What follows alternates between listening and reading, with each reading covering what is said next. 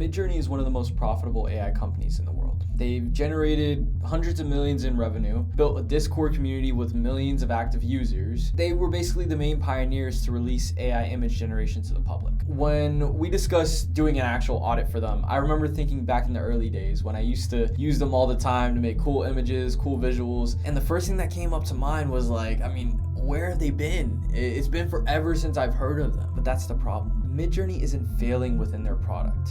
They're fading into the noise of AI. And for a company this big, that's actually worse. Because here's the thing, most people in the AI space know about Midjourney, not because of the features or what it could do, but because we all used it in the past, in the beginning, and there weren't any competitors, so we had no way to use anyone else. And if that was the issue behind all this, it still doesn't matter, right? It doesn't matter how good your product is.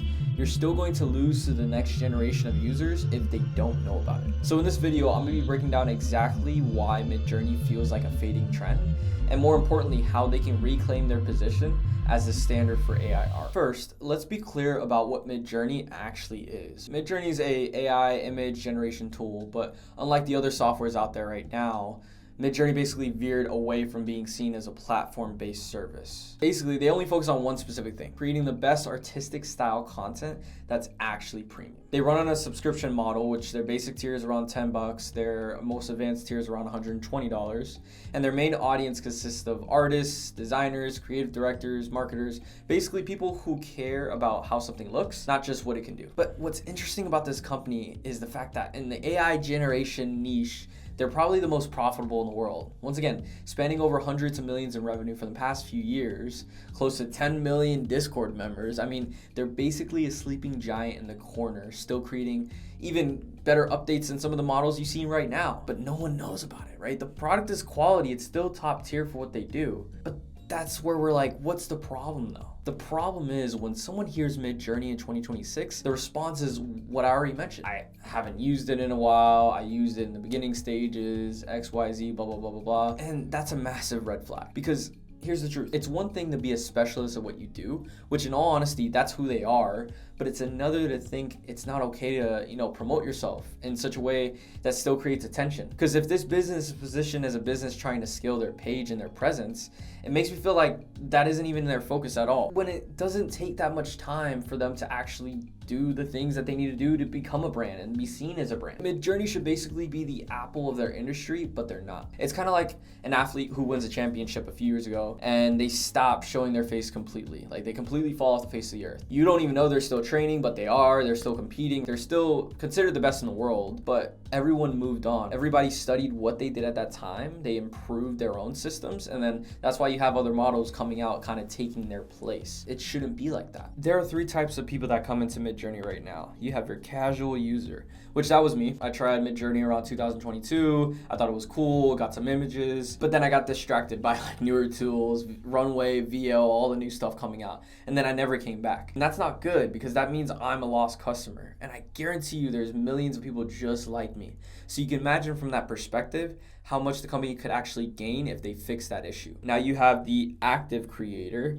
Now these are people who use Midjourney sometimes, but they still maybe use DALL-E, Flux, Nano Banana, and they've all integrated that into their own workflow. They're not loyal, they're just using whatever's convenient. But that's also not good because if you're not their go-to place, you're basically replaceable. And then we got the new user. So this could be anyone, this could be your grandma, whatever the case may be, right? What is Midjourney? Oh, is it the ChatGPT thing? Oh, I'll just use whatever I'm using right now. This is the worst one because these are the people who should be in Midjourney as a customer, but they don't even know it exists. Like they're not even guided easily into the product, which is a direct fault of the Instagram, of the social media presence itself. And I'd argue Midjourney's interface is actually way easier than all these platforms that are technically out there. And this is where the core issue lies though. Why did this happen? Now, if we were to dive into 2022 to 2023, Midjourney was the conversation. Every viral AI image was Midjourney. Discord was the place to be. Artists, creators, marketers, everybody was talking about it. It felt like the future because it was fresh, it was new, nobody had access to it. But then of course, the conversation moved on to 2024, 2025.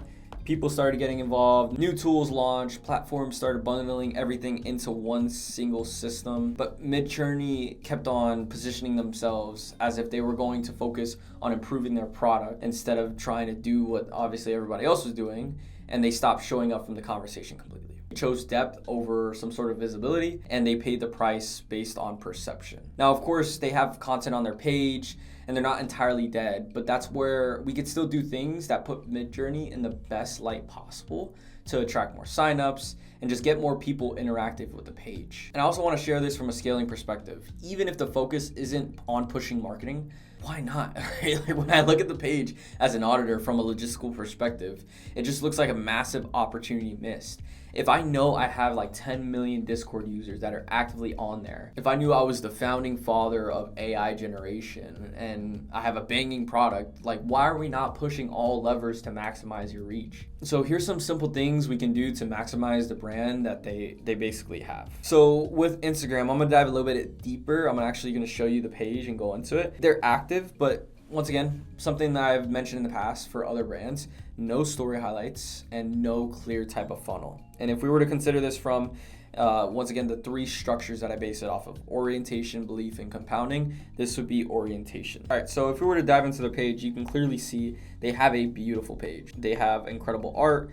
They also have some features that pop up, but that's aside from the fact. We'll talk about that a little bit later. What I'm talking about is orientation. So once again, if we were to do the analogy of the college, when you go to college for the first time and you don't have orientation or you don't have anybody that's guiding you through the process, you're gonna be lost. You're not gonna know where you wanna go. You're just gonna be flinging around. It's the same thing when somebody visits your page. And even with the fact that obviously Midjourney has 10 million people on their Discord, and I can imagine they probably have a good amount of people just checking out their Instagram, that is missed opportunity for more signups. And what I mean by that is there's no story highlights to really capture somebody in. And by story highlights, it could be something as simple as like a new here, client testimonials, how to use Midjourney, demos, just basic breakdowns for like the ICP that you know you want to have with your product. You want to have involved with your product, basically. They just don't have. And then if we look at it from the perspective of where we want them to go, we have 3 links here. We have office hours, 12 PST every Wednesday,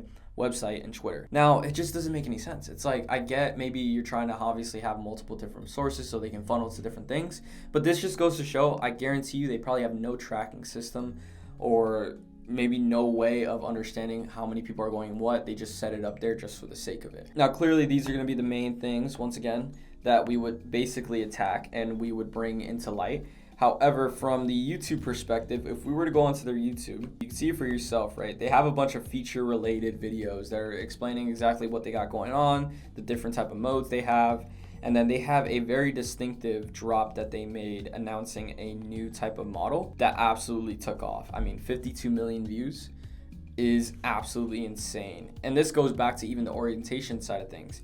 Something as big as this, and they ended up posting it, I can imagine they might have used external sources or external third-party channels to promote it, but there's no tracking as to what happened in that time. And if you go back to their page, there's nothing to. There's no sort of story highlight explaining exactly that entire process or breaking it down to where there's a funnel that leads right to the website. So all this hype that you're having will lead to basically nothing. Because if you look at this too, not many people go to the bio. And even in the bio doesn't have much. And if I were them, even in this perspective, you see how there's so much text here? Why do we not have the call to action? Why do we not have the main point at the top? Because if people have to do more things to get to the desired outcome that you want, they won't do it. So if we literally just change this and move this link a little bit higher, move it to the top, and then we have the explanation below, I guarantee you there would have been a lot more people that would be a lot more likely to sign up, especially because what is interesting is sometimes based off of how you have your YouTube situated, which obviously mine is on an iPad right now, your video will show a little bit of the bio. And if they see a link there, it'll urge them obviously to click on it. We want to make this so frictionless for them. That's one of the main issues that we see is like, not to mention from this perspective, you see a lot of AI systems out there right now or AI brands where they're using affiliate related creator accounts. So they're basically renting other people's accounts to talk about their product. And this could be another easy way that Midjourney can get right back into the conversation by showing this. Like as an example, if you were to literally look at and type up in the search word Midjourney, there's some people that are literally making master classes in regards to how to use Midjourney.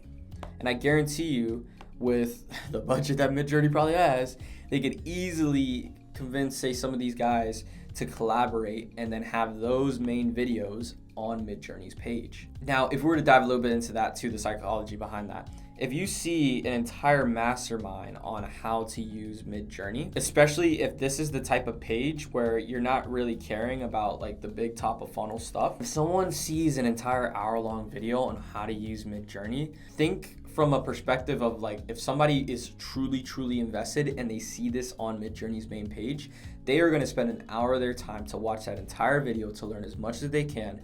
You best believe they're probably not going to just stay on the free version or stay on the $10 version. They're going to definitely want to invest more because they've already invested so much time.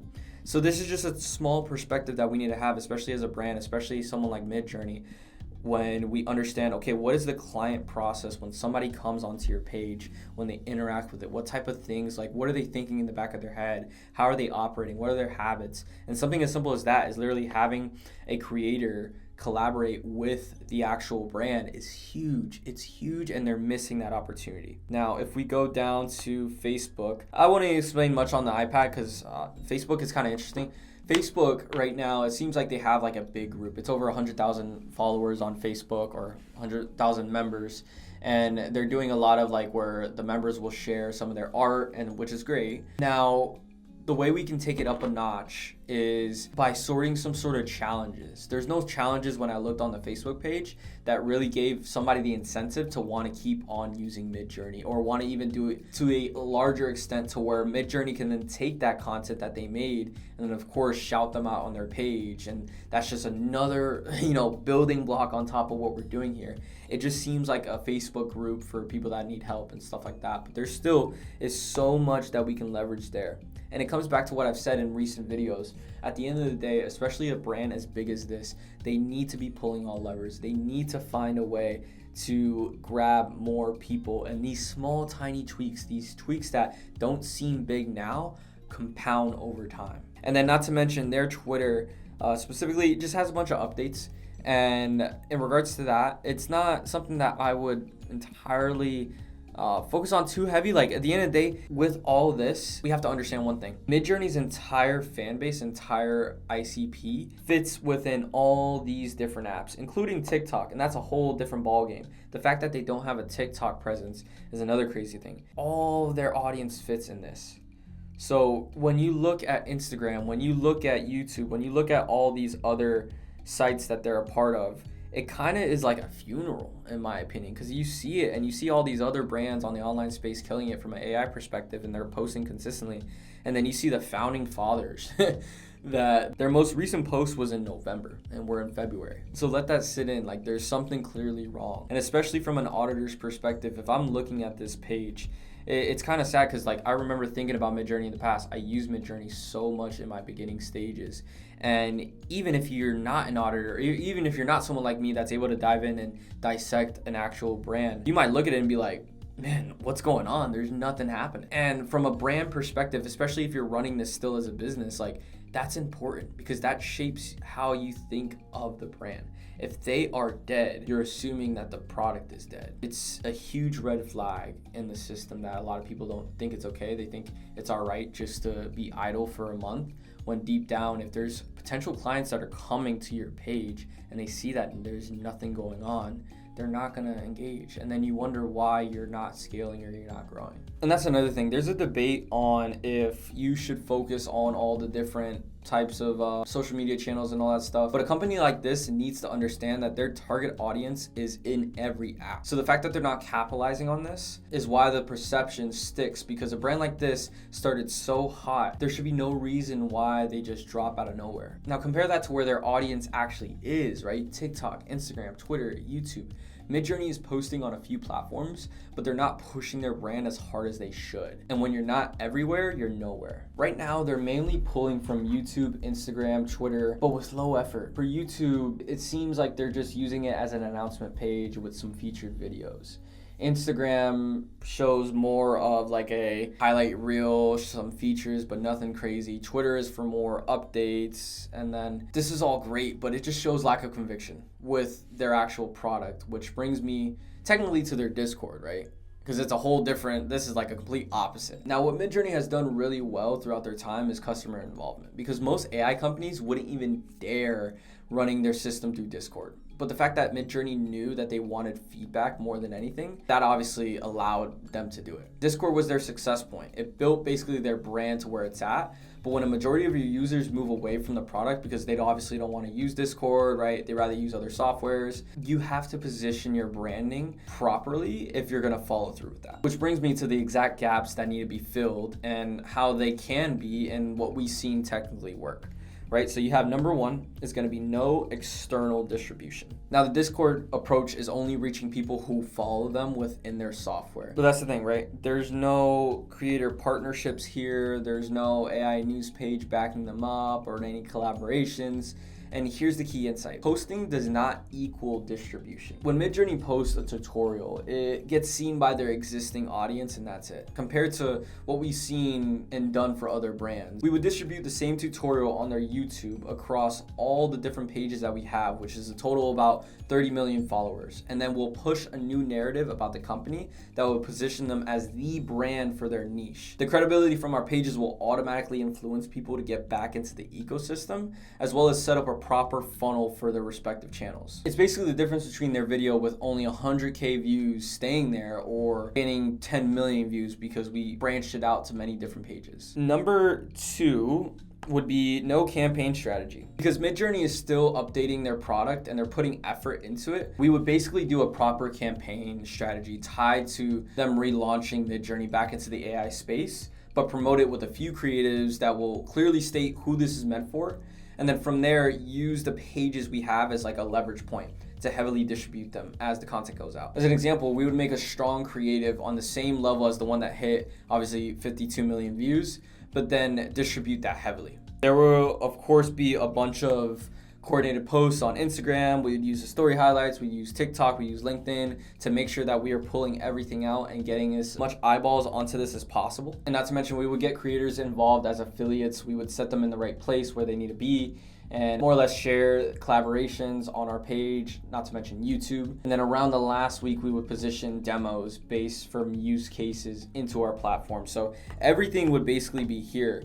But we would utilize the pin section, we'll utilize the comment section to drive people into the funnels and basically just pull everything as we can. Throughout the video, of course, we'll do challenges, right? That's another big thing that I've seen with Hicksfield and some of the other guys, and they're honestly killing it because at the end of the day, they understand that their client is gonna use the product, and what better way to incentivize somebody to use the product by giving it a prize in the back end of it. That's a campaign, right? That's what we would do, and at the end of the day, all Midjourney is doing is just making posts. And then the last thing, number three, would be no conversion funnel. What we would basically do is we go onto their page, completely change this to where it solely shows the website. In all honesty, there's so many angles you can go with this, but I remember seeing this website when I started getting into AI.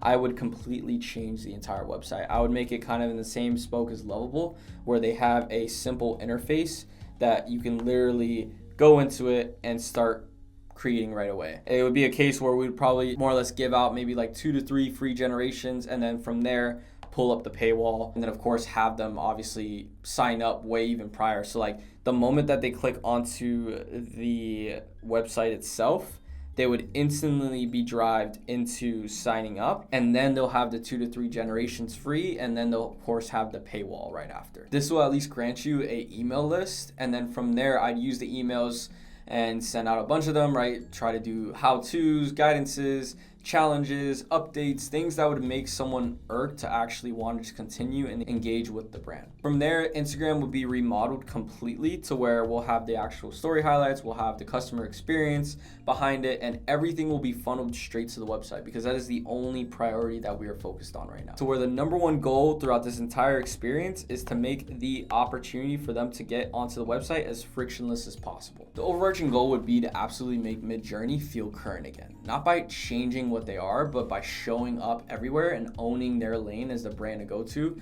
for specialty. Here's the bottom line. Once again, Midjourney doesn't need to change what they are at all. In all honesty, I love the brand, right? I love the way the CEO is thinking in regards to how he's moving the company because it's a customer first relationship. And especially in a world where we're trying to bundle all these softwares together and fully focus on variety, Midjourney is sticking to what they do best. And I'm sure as the hype rolls over, as some of these companies go under, they definitely will still be there. But being the best and not showing it, it just doesn't make any sense.